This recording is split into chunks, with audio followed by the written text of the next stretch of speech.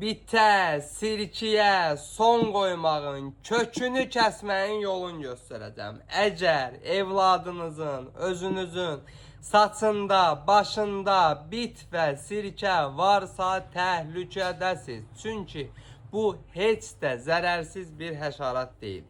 Dərimizi dişləyir, biz hiss eləmədən qanımızı içməyə başlayır. Nəticədə həmin yer qızarır, qaşınır, dermatoloji və iltihabi yaraya qədər gəlib çıxır. Nə etmək lazımdır? Ekrandakı ağ rəyə toxunun, qırmızı rəng olsun, izah edeyim. Yaxınlaşırsınız aptekə, Bitson şampun alırsınız. Bu şampun düzgün istifadə edildiyi təqdirdə elə ilk istifadədən bit və sirkəyə demək olar ki, son qoyur. Üstəlik, saç dərimizdə qoruyucu təbəqə yaradaraq yenidən bu yumurtaların inkişaf eləməsinə, bitin, sirkənin saça düşməsini demək olar ki, önləyir. Ölkənin bütün apteklərində var. Olmasa da əzazlarımızdan xahiş edin, zakas verib gətirsinlər.